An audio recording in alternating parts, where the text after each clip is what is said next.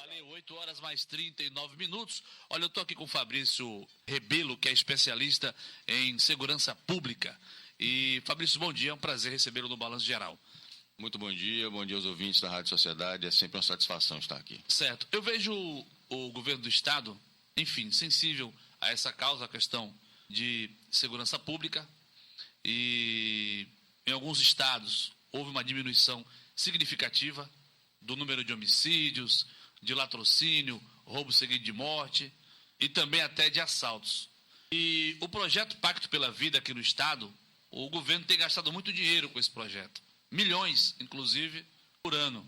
Mas, infelizmente, muitas pessoas são assassinadas, não só na capital, na região metropolitana e também no interior do estado. Entre sábado e domingo, 15 pessoas foram assassinadas aqui em Salvador e na região metropolitana, sem contabilizar aí o interior. Como mudar essas estatísticas, diminuir esses números? É um dilema muito grande na área de segurança pública tentar conseguir um efeito positivo na redução de criminalidade. Infelizmente, esses exemplos de redução são a exceção no nosso país. Certo. E estão essencialmente centrados na região sudeste, sobretudo em São Paulo, que tem uma continuidade de redução de criminalidade desde 1999, um declive da curva, né, de criminalidade desde essa época.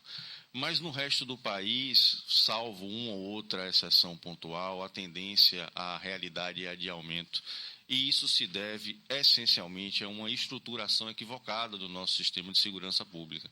Infelizmente, apostamos numa fórmula errada e vimos insistindo nessa fórmula errada já há bastante tempo. Essa fórmula foi criada sob a premissa de que cadeia não resolve, de que o bandido é vítima da sociedade e que se deve conceder benefícios, se deve conceder ao máximo a oportunidade desse criminoso voltar à sociedade antes de se pensar na segurança dessa própria sociedade e não viver com aquele indivíduo ali junto a ela. Então, isso fez com que a nossa legislação fosse construída com um garantismo excessivo para os criminosos. Nós temos uma série de benefícios para presos, saídas temporárias, indultos, progressões de regime. A regra é se responder ao processo em liberdade, e isso tudo transmite uma sensação muito grande de impunidade. E essa impunidade é o grande combustível das ações criminosas. Aliado a essa sensação generalizada de impunidade, nós temos uma estruturação central de segurança pública. A única política central de segurança pública no país se baseou no desarmamento da população. Não existe nenhuma outra frente de ação estipulada pelo governo federal, através do Ministério da Justiça, diferente dessa. É verdade. Nós não temos uma ação efetiva de policiamento de fronteira, nós não temos uma ação efetiva de desarticulação de quadrilhas de tráfico de droga, principalmente tráfico internacional. Não há um combate efetivo ao tráfico de armas, que é um problema gravíssimo no país. E se apostou, isso iniciado em 1997, no desarmamento da população, que acabou sendo coroado em 2003. Qual foi o efeito disso? Se fragilizou a sociedade. O criminoso não respeita a lei nenhuma. Ele vai preso hoje, amanhã ele é solto. Cai naquela questão da impunidade, ele não tem receio de ser preso. E ele não tem um dos fatores que é muito importante no equilíbrio da segurança pública, ele não tem receio mais de agir. Eu vim acompanhando a ocorrência de ontem, em que, após um assalto, os criminosos atiraram em um cobrador. Isso. Ontem de manhã cedo, e um representante da empresa foi entrevistado e o depoimento dele foi muito emblemático. Ele é responsável por esse setor na empresa há bastante tempo, e ele dizia: isso mudou muito. Os assaltos a ônibus têm hoje um novo perfil. Antes, assalto a ônibus era arriscado nas linhas mais desertas, em horários de menor movimento, à noite, na madrugada. Agora não. Os criminosos não têm mais medo de entrar num ônibus lotado às 6h30 da manhã, um horário de pico para quem vai trabalhar, e fazer ali a sua limpa. Então, nós temos hoje uma estruturação que incentiva a prática criminosa. Se o indivíduo não tem medo de uma reação de ninguém, que não é nem a questão, é muito mais complexa do que reagir ou não reagir individualmente a um assalto. Não é disso que se trata. É de não dar a certeza a um criminoso que ninguém ali vai reagir. ele perder esse receio. A questão ele é o cara, né? Exatamente. Ele não tem como ser confrontado.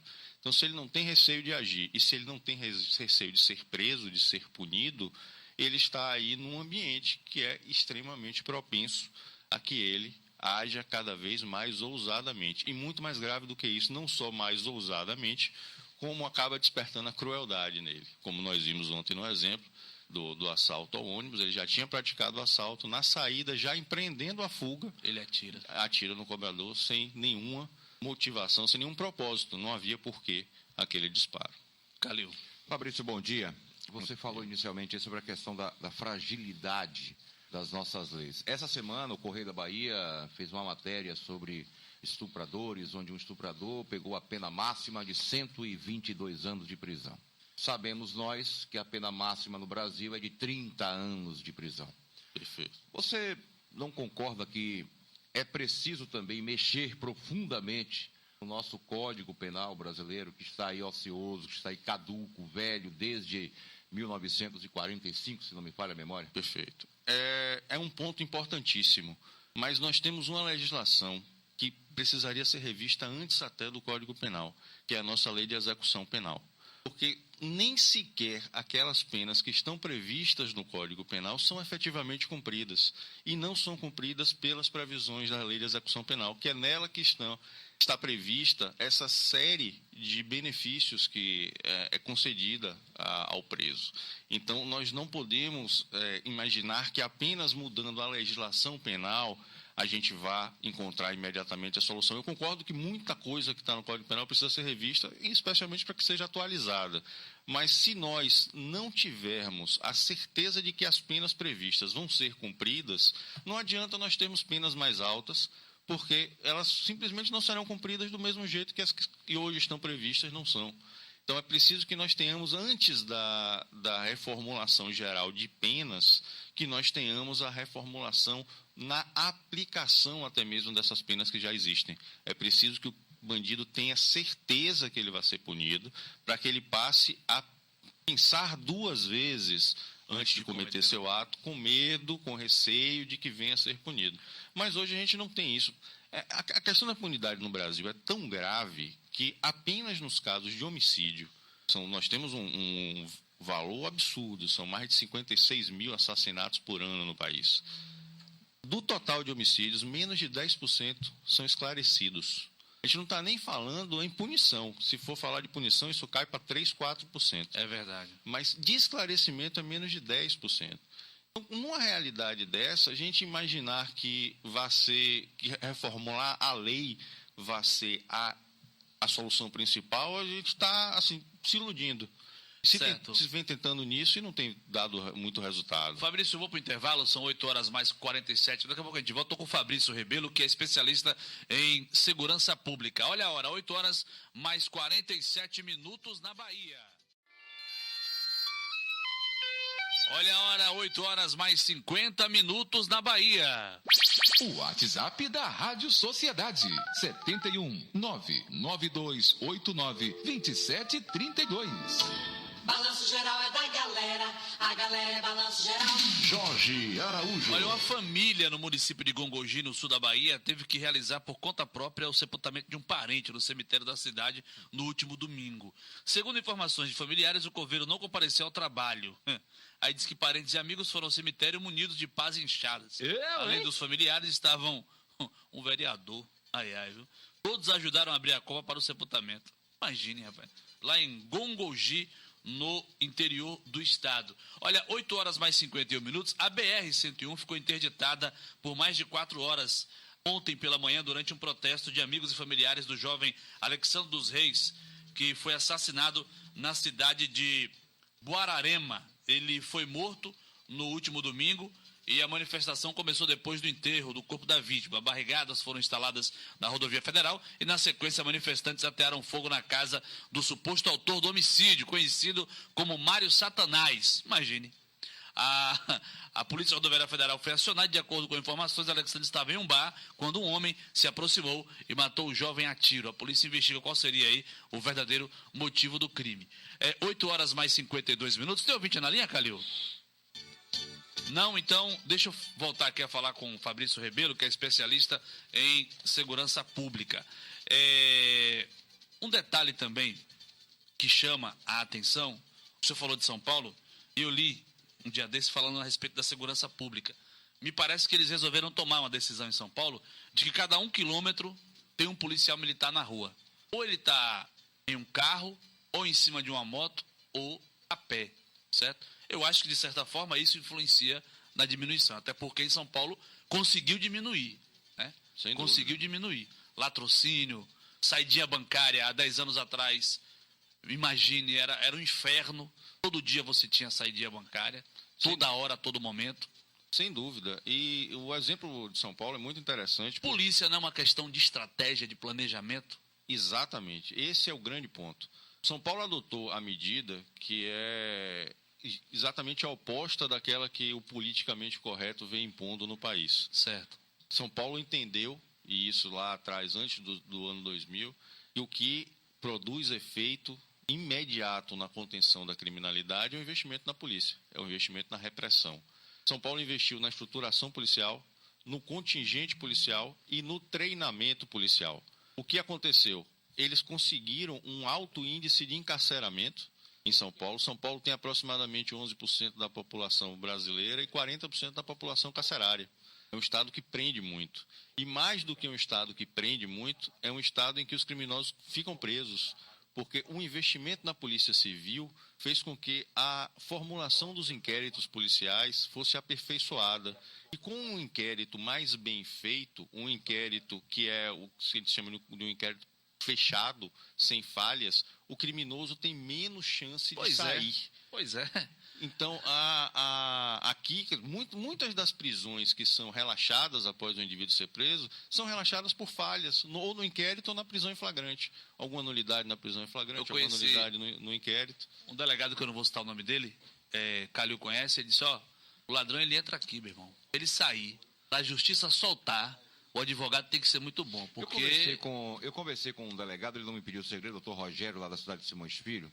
Porque também não é fácil para o delegado quando ele faz um flagrante. Ele pode até ser processado por isso, o próprio delegado me disse. Perfeito. Então, ele me falou assim, Calil, existem somente 4 situações dentro do Código Penal que favorece a gente a dar um flagrante. Eu perguntei, quais são esses 4 itens? Quando a pessoa é pega no momento, matando na hora, viu, matou, preso. Né? Quando ele matou, tentou fugir, foi pego. Também é um segundo flagrante. O terceiro flagrante, quando ele matou, fugiu, mas foi preso horas depois e foi indicado como sendo suspeito da morte. E o quarto e último flagrante é quando ele matou, fugiu e foi encontrado próximo do local com a possível arma utilizada para cometer o crime. Perfeito. Então, facilita muito a vida do quem vai cometer um crime. Exatamente, é aquela legislação cheia de garantias para o criminoso. A partir do momento que a gente trata a prisão como exceção, e infelizmente é o que consta na nossa legislação, a autoridade policial, o delegado, ele passa a ter um trabalho, ele tem que justificar por que aquele indivíduo não vai ficar solto. Não é aquela questão de foi pego cometendo um crime, sabe-se que aquele indivíduo é o autor do crime, ele automaticamente vai ficar preso. Ele tem que argumentar, né? Ele precisa argumentar o contrário. Tudo bem, ele foi preso, sabe-se que ele é o autor daquele crime, mas eu tenho que justificar, o delegado tem que justificar por que é que ele vai ficar preso. Não é a proteção da sociedade que está em primeiro lugar. Muitas das discussões a respeito da prisão, do instituto da prisão, consideram que o efeito primordial da pena é recuperar o preso. Mas é uma visão bastante equivocada, que é uma visão que não protege a sociedade. Primeiro, né? A proteção principal é a proteção da sociedade, não é nem tão a punição daquele indivíduo, é retirá-lo da sociedade. Aquele indivíduo demonstrou que ele não sabe conviver com as regras, as leis que regem aquela sociedade, ele transgride aquelas leis. Então ele é retirado daquele universo, daquela sociedade, para que ele deixe de oferecer imediatamente risco àquela sociedade, ele aprenda com aquela punição que ele sofreu, e aí sim, nesse período em que ele está sendo punido, ele tem a chance de se ressocializar. Mas nós estamos partindo do princípio inverso. Chegamos na ponta e entendemos o seguinte: olha, as cadeias são um instituto falido e, como estão falidos, não recuperam o preso. Então, se não vai recuperar o preso, esse que seria o último efeito da pena acaba servindo para não se aplicar nem o primeiro. Ele aí já não é nem retirado da sociedade. É uma inversão muito grande. A gente tá... Olha, 8 horas mais 57 minutos, estamos conversando com o Fabrício Rebelo, que é especialista em segurança pública. Tem ouvinte fazer pergunta aí, Calil? O Antônio de São Caetano, na linha C. Alô, Antônio, bom dia. Alô, Jorge. Calil, bom dia. Bom dia, meu irmão. Ô, Jorge, por favor, pelo amor de Deus, peça aí a Secretaria de Segurança Pública Ah. para reforçar a segurança na cidade de Castro Alves. Tá difícil lá, né? Terror, rapaz. Terror. É arrastão, é assalto, é tiroteio, toque de recolher. Eu tô querendo viajar para passar o final de ano lá com minha família. Tá com medo, né? 2 vezes. Ontem Pois mesmo é. teve um tiroteio lá, polícia e bandido, que a viatura ficou toda atrás de bala. Que é isso, rapaz? Pois é, a Uma cidade de placa Castro aqui, ó. Alves, né, meu irmão? O pessoal lá tá com medo, a cidade tá com medo de viajar, né? Para passar o final do ano lá com medo. A realidade das cidades do interior é assustador. muito preocupante. É um subdimensionamento imenso das forças policiais, viaturas muitas vezes sucateadas, um contingente de policiais muito baixo. E nós vemos isso muito claro quando temos esses arrastões nas cidades que são voltados aos assaltos a banco. A ação parece aquelas ações que nós vimos no cangaço. É verdade. Se toma uma cidade inteira de assalto, se anula a polícia, o primeiro posto a ser atacado é a unidade policial, se fecha uma praça da cidade, faz diversos reféns e vai aí assaltar 2, 3 bancos numa ação só, né? Muitas vezes explodindo tudo que está pela frente. Então, se a nossa situação na capital já é preocupante, a do interior é demais. assustadora, é desesperadora. Olha, 8h59, tem mais ouvinte na linha para fazer pergunta aí, Calil? Ou participar Aqui, do programa? Tem um ouvinte que quer participar aqui, mas é para um outro assunto. É o Antônio César, de Plataforma. Alô, Antônio César, bom dia, Na tá em linha D de plataforma. Diga, Antônio, eu tô te ouvindo, fica à vontade. Antônio? Não? Antônio que mora em plataforma, essa vista de plataforma maravilhosa. Mas 8 horas mais 59 minutos. Fabrício, veja bem, a Secretaria de Segurança Pública montou aí o DHPP, né, que é o Departamento de Homicídios e Proteção à Pessoa. Né? Eu acho que deveria ser não de homicídios, mas de tentativas de homicídio, porque quando você já coloca homicídio, o cara vai começar a investigar. Então, se criou esse distrito, esse núcleo de investigação, é porque a coisa já está lá em cima. Mas eu nunca vi, dentro da Secretaria de Segurança Pública, e o que me chama muito a atenção, desde quando o DHPP foi colocado para funcionar, o número de homicídios que foram elucidados. Por que João morreu em plataforma, foi assassinado? Porque é muito fácil você chegar nos microfones e dizer, olha, o problema da segurança pública é o crack. Tá, e por que não combater o crack? Já que você sabe que o maior problema é o crack. Se o Estado sabe que o maior problema da segurança pública é o crack, e por que não combater o crack? Né? Esse problema, ele remete a uma questão histórica, que houve uma resistência dos nossos órgãos de segurança pública em admitir esse problema. O tráfico de drogas era exclusividade da região sudeste do país, na cabeça dos nossos dirigentes. E isso não é de agora, não. Tem décadas, muito tempo. há décadas que isso está instalado. Então não era um problema da Bahia. Bahia não tinha tráfico de drogas. Se tinha aquele pequeno usuário, aquele vendedor de maconha e a coisa terminava por aí. Quando a repressão às atividades do tráfico se tornou mais forte na região sudeste, especialmente Rio e São Paulo, essas quadrilhas que ali estavam organizadas, elas migraram e acharam na região nordeste A fragilidade do país para... que não tinham estrutura, que sequer reconhecia o risco desse problema, acharam um ambiente absolutamente propício para que ela se instalasse. Se instalaram e começaram numa velocidade muito rápida a desenvolver suas atividades. A atividade do tráfico é uma atividade extremamente organizada. Eles têm uma capilaridade, uma possibilidade de penetração, principalmente nas áreas das cidades mais... os subúrbios, né, as áreas menos favorecidas. Eles conseguem uma estruturação muito grande, conseguem rapidamente se organizar, e foi exatamente o que aconteceu aqui. Mesmo depois da instalação das quadrilhas de tráfico aqui, ainda houve uma resistência muito grande em admitir que isso estava presente no nosso Estado. Até mesmo a organização criminosa, o PCC, né, a famosa organização de São Paulo, quando chegou à Bahia, se levou mais de 5 anos para admitir que havia representantes deles aqui porque não era como se houvesse uma salvação ao se negar o problema. Se negasse, aquilo não existia. Estamos escondendo aí. Então passamos a ter esse combate, agora isso já é reconhecido, não tem mais, até não teria mais como omitir essas circunstâncias, mas a guerra que nós agora travamos contra o tráfico é uma guerra que começou tardiamente. Então, estamos pagando hoje o preço por termos começado muito tarde nesse combate. Se tivermos umas ações estruturadas na área de inteligência, principalmente, é possível que a médio prazo comecemos a ter alguns resultados mais efetivos na diminuição dessa atividade. Mas, se não houver, paralelamente a isso, investimento na alteração da nossa legislação, vai ser um trabalho, como Varela dizia aqui muitas vezes, de enxugar gelo. Pois é, são 9 horas mais 1 minuto. Vamos girar aqui rapidinho. 9 horas mais 1 minuto na Bahia. ZYH 446, Rádio Sociedade 740M. O som da Bahia que o Brasil conhece. 71348632201 Rádio Sociedade da Bahia. O WhatsApp da Rádio Sociedade 71 992892732. Baixe nosso aplicativo, rapaz. Rádio Sociedade 740 AM. Balanço geral é da galera, a galera é balanço geral. Jorge Araújo. 9 horas mais 3 minutos na Bahia. Pois é, tá aí, voltamos com o Balanço Geral. Minha gente quer participar, o telefone já tá liberado e o número é esse aí, ó. 71348632201 Rádio Sociedade da Bahia.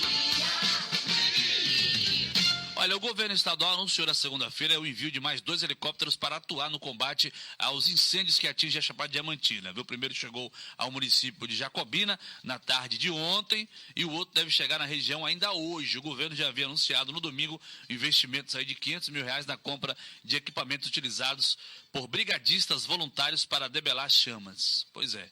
E aí, de acordo com isso, a decisão da Justiça Federal, que deu um prazo de 72 horas ao governo para ampliar as ações de combate aos incêndios, está em análise pela Procuradoria-Geral do Estado. Está em análise ainda essa decisão liminar da Justiça, que deu aí 72 horas para ampliar as ações, cada uma, viu? Tem ouvinte na linha aí, Calil? Floresval Carvalho, da Baixa de Quintas, na linha B de bola. Floresval, bom dia. Bom dia, Jorge. Como é que tá o calor aí? Tá demais, né, mesmo? Tá demais, meu irmão. Ô, Jorge Araújo, eu vou fazer uma pergunta a você. Fica à vontade. Os deputados, pergunta ao secretário, os deputados, qualquer estado do Brasil não pode fazer a sua própria lei, não? Não pode fazer o quê? A sua própria lei. É, Como acontece nos Estados Unidos. Né? entendi, eu tô entendendo. Você não pode, não? Se o Brasil quisesse tal povo fazer um abaixo assinado cada estado e cada um fazer a sua própria legislação, como punir o ladrão e etc e tal, os caras não podem fazer isso, não? Infelizmente, no nosso país, isso não é possível. Lá, a República Se Brasileira... caso houvesse essa possibilidade, seria melhor? Eu acredito que sim, porque nós não podemos imaginar que o legislador que está em Brasília fazendo a legislação que vai se aplicar a um país tão grande como o Brasil, ele possa fazer uma lei que se aplique igualmente a um grande centro urbano como São Paulo e aquele ribeirinho que está na Amazônia a 600 quilômetros de uma cidade mais estruturada. Entendi. Então, se nós tivéssemos a possibilidade de uma legislação mais setorizada, a tendência é que essa lei fosse muito mais adequada à realidade local. E se nós tivéssemos uma realidade sendo contemplada na lei, a chance de eficácia era muito maior. Mas, infelizmente, o nosso sistema não permite isso. O Brasil adotou o sistema federativo. E assim a legislação precisa ser federal, nossa legislação penal ela é toda federal, não pode haver uma interferência dos estados a respeito dessas normas. Tem mais ouvinte aí, Calil? 9 horas mais 7 minutos na Bahia. Tem ouvinte para participar? Jorge, tem um ouvinte que mandou aqui pelo nosso WhatsApp a seguinte mensagem. Senhor secretário de Segurança Pública, é isso que os nossos representantes políticos devem se preocupar, com a segurança do nosso povo. Não ficarem 4 anos discutindo altos salários para suas contas bancárias, e mudar a lei do país, porque a nossa justiça não aguenta mais tanta falta de respeito com a sociedade. O Renivaldo, lá da Rua Júpiter de Camaçari, que mandou para a gente aqui pelo WhatsApp. Agora, veja bem, Fabrício, o governo, a Secretaria de Segurança Pública do nosso Estado, adotou normas e regras que ela acredita que vai funcionar, certo? Eu faço plantão policial há 6 anos, desde quando entrei aqui na rádio. E sempre tive a curiosidade, quando entrevistei suspeitos, de perguntar, fulano, sua mãe faz o quê? A minha mãe é alcoólatra. O seu pai? Meu pai é separado de minha mãe se separou porque era espancada diariamente pelo meu pai e eu fui criado nesse convívio, certo?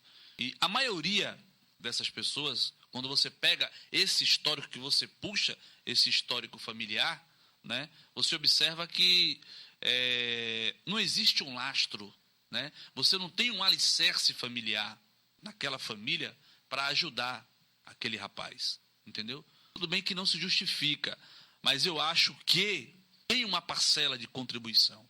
Tem ou não tem? A falência na estruturação da família, dos próprios setores do Estado, da organização da própria sociedade, é um fator que tem interferência, sim, nessa dinâmica de criminalidade.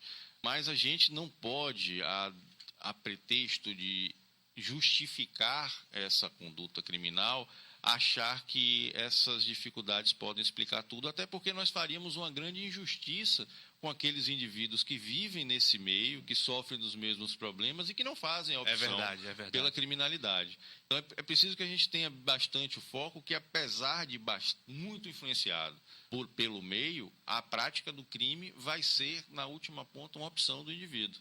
Ele precisa estar consciente de que aquela opção dele pelo crime vai trazer consequências. É verdade. Então a gente tem que pesar, é claro, a gente não pode fechar os olhos para a questão social, não pode dizer que aquele indivíduo vai ter uma oportunidade, que ele vai conseguir se desvencilhar daquelas dificuldades de uma forma muito fácil. Mas são 2 fatores que precisam estar sempre em consideração, precisam ser sempre equilibrados. Há a influência do meio, mas há principalmente a opção do indivíduo. Aquele indivíduo sabe que está fazendo uma coisa equivocada, está cometendo um crime e ele, principalmente, muito mais do que isso, ele tem que saber que ao fazer aquilo, ele vai ser punido. Se ele não tiver esse receio, por menor que seja a dificuldade, ele vai enveredar pelo caminho do crime, porque ele sabe que não vai ter nenhuma punição, aquilo não vai resultar em nenhum problema para ele. E ele vai até, ao contrário, alimentar esse discurso de ser vítima da sociedade. E parece até que existe, viu, o Calil sabe disso, que quando o preso ele vai para a cadeia, para a delegacia, o desejo dele é de presídio, porque parece que ele é respeitado quando ele pega presídio, né? Eu vou até fazer aqui uma pergunta para o Fabrício. Aquela questão da discussão sobre a diminuição da maioridade penal. Se discutiu, se falou, teve deputado aí que na época da eleição trabalhou isso em cima da campanha, mas a realidade é que nada mudou. Fabrício, a outra questão, que também chegou a ser discutida, mas que parou no início.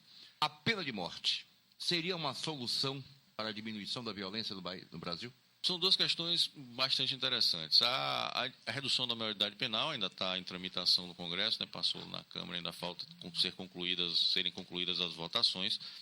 Seria uma medida muito mais voltada a demonstrar a preocupação do Estado com a realidade de momento do que uma solução para a segurança pública.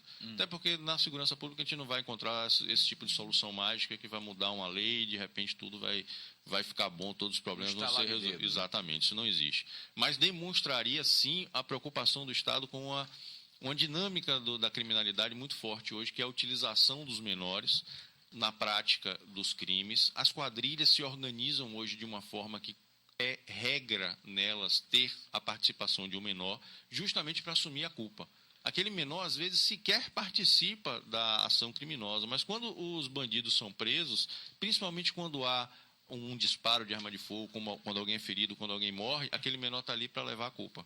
Todos os integrantes da quadrilha dizem, quem atirou foi fulano, e fulano é justamente o menor.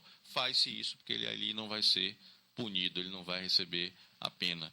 Então, seria uma pena socioeducativa. Medida socioeducativa. Então, isso faz com que se retroalimente a sensação de impunidade. Vimos aqueles exemplos do Rio de Janeiro, né? Aqueles menores assaltando com facas, certos da impunidade também. Então, demonstraria uma preocupação do Estado, uma medida emergencial. Há uma crise de segurança pública nessa área nossa, está numa fase crítica. É verdade. Em momentos de crise são necessárias medidas emergenciais. Essa seria uma medida voltada a esse ponto específico. Isoladamente, não resolveria a questão da criminalidade, mas eu acredito que é um passo no sentido correto, na direção certa, para começar a entender o problema. A pena de morte é uma questão muito mais complicada. Para que nós possamos cogitar pena de morte, nós precisamos ter um sistema jurídico penal bastante eficaz. O de hoje não... E o de hoje não é. Nós não temos identificação de presos, de autores de crimes, perdão. Quando há identificação, é difícil que ele seja preso. Quando ele é preso, é difícil ele permanecer na cadeia. E lá adiante, muitos deles são soltos por falhas no processo. Então, se nós, num sistema que não funciona perfeitamente, nós não podemos pensar numa pena que é irreversível ainda. Eu acho que é uma discussão muito válida, mas talvez antes da pena de morte, nós devêssemos pensar em penas mais rígidas, até com uma prisão perpétua, ou mudar o sistema de cumprimento de pena para que esse limite de 30 anos possa ser superado, para que as progressões de regime, para que as saídas, os benefícios dos presos não sejam mais tão facilmente concedidos, que nós tenhamos um sistema que funcione de uma forma que a sociedade entenda ele como confiável. Enquanto nós não tivermos essa realidade, ainda ficaremos um pouco distantes de pensar numa pena que é irreversível. Certo. 9h mais 13 minutos. Tem ouvinte na linha aí, Calil, para participar? José Ferreira, da Estrada Velha, na linha C. Alô, José, bom dia, tudo bem? Bom dia, meu irmão. Estou lhe ouvindo. Baixa um pouquinho o seu rádio aí, fazendo um favor, para ficar melhor aí. Pronto. Melhorou. Mande. Um abraço, meu irmão, para você. Um abraço para você também. E eu digo a você, Ah. é uma indignação total. Como é? É uma indignação Uma indignação total.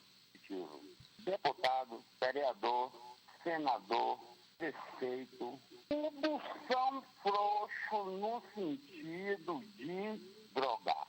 Ninguém resolve nada. Só dá um parecer que está rolando dinheiro e vamos deixar rolar. Um abraço, um bom dia. Valeu, obrigado pela sua participação. 9h mais 14 minutos. Veja bem, Fabrício, que o Estado, através da Secretaria de Segurança Pública, vou aqui citar exemplos. Você tem aí a delegacia localizada em Aratu, certo? E aí Aratu tem a sua área, né? A área que abrange a delegacia. E, de repente, você tem, na 8ª delegacia, um homicídio na área da 8ª delegacia, certo? A delegacia não tem mais essa responsabilidade de elucidar esse crime. Por quê? Porque o DHPP vai até o local, colher provas através da perícia técnica, vai se instalar um inquérito, tal, para se descobrir quem foi o autor dos disparos que matou fulano. Mas eu entendo o seguinte, como é que você tem um serviço de investigação dentro de uma delegacia que conhece a área, que todos estão ali com vontade de trabalhar, certo? Porque recebem por isso. E hoje, visitando as delegacias, eu percebo que o agente, o policial civil, mesmo que teve até uma briga para que tirassem os presos de dentro dessas carceragens e mandassem para os presídios, hoje você não tem mais preso na 1ª delegacia. Hoje você não tem mais preso na 5ª delegacia, porque a justificativa dos agentes de irem para a zona, não posso ir para a rua porque eu tenho que segurar esse preso. Hoje não tem mais esse preso, certo? Então, qual o papel hoje de um agente da Polícia Civil? É só de registrar a ocorrência? Daqui a pouco o senhor vai responder, eu vou para o intervalo e volto já. 9h mais 17 minutos. 9h mais 17 minutos na Bahia. Balanço geral é da galera, a galera é balanço geral. Jorge Araújo. Olha, para finalizar com o Fabrício Rebelo, especialista em segurança pública, deu para entender a pergunta? Claro. E acho que a grande questão nesse ponto é a ausência de integração entre os órgãos de investigação da Polícia Civil. Por um lado, nós temos um ponto bastante positivo, que é a criação do Departamento Especializado em Homicídios, porque há ali a concentração de informações técnicas que podem favorecer a elucidação dos crimes. Mas se esse departamento não funcionar em total integração com aquelas unidades policiais, aquela circunscrição onde o crime aconteceu, não vai para lugar nenhum. Porque é indispensável que nós utilizemos na investigação policial o conhecimento daquele policial, daquela unidade que está no local onde o crime aconteceu. É daí que podem surgir as principais informações para qualquer tipo de esclarecimento. Se não houver uma total integração entre essas unidades, vai ficar uma medida apenas no papel, que vai mostrar que há uma preocupação do Estado com o crescimento dos homicídios, mas muito pouca efetividade na elucidação desses crimes. Então, é um ponto, por um lado, positivo, mas que exige bastante atenção quanto à atuação integrada com todas as unidades de investigação policial. Fabrício, muito obrigado pela sua participação no Balanço Geral. Tenha um bom dia e vamos marcar para você voltar mais vezes aqui para falar sobre segurança pública. Para mim, sempre uma grande satisfação. Deixo um abraço para você, para o Calil, para todos os seus ouvintes. Um abraço, Fabrício. Até uma próxima. Tá aí. Conversamos com o Fabrício Rebelo, que é especialista em segurança pública. Uma aula de segurança pública. Pois é. 9 horas mais...